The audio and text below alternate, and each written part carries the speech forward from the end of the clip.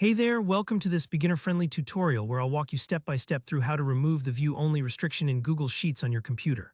Whether you were just sent a file and can't edit it, or you want to share a spreadsheet and let others collaborate, by the end of this video you'll know exactly how to update permissions the right way so you and your team can work with ease.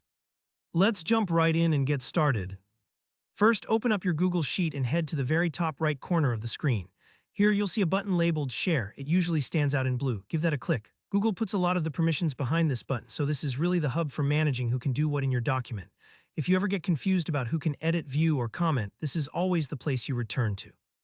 Once the Share window pops up, take a look under General Access. This is a key area that controls whether your sheet is available to just a few people or to anyone with the link. By default, sometimes you'll see it set to Restricted, which means only specific people you invite can view or edit the file.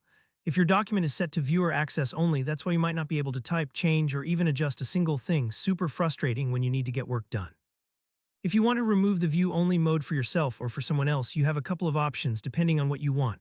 The simplest one is to change the general access setting. If it's set to restricted, you can click the drop-down and choose to make the file accessible to anyone with the link. You'll see a few options here, like viewer, commenter, or editor. Changing it to editor lets anyone with the link fully interact with the sheet, but of course, be cautious with this, especially if your file is sensitive. Think of it like giving out a key to your front door.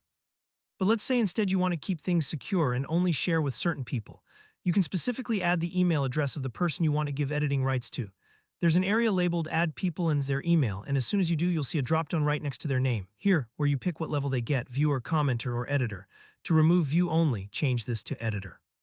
If you or they need to actually become the owner of the sheet, to say fully control sharing and even delete the file, click beside their email again and you'll see an option to transfer ownership. This will hand over total control and is useful if, for example, you're passing on a project or you want someone else to manage the sheet moving forward.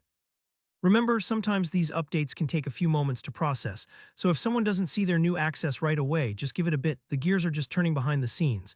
And don't worry if you make a mistake. You can always revisit the share settings and adjust the permissions as many times as you need until everything feels right.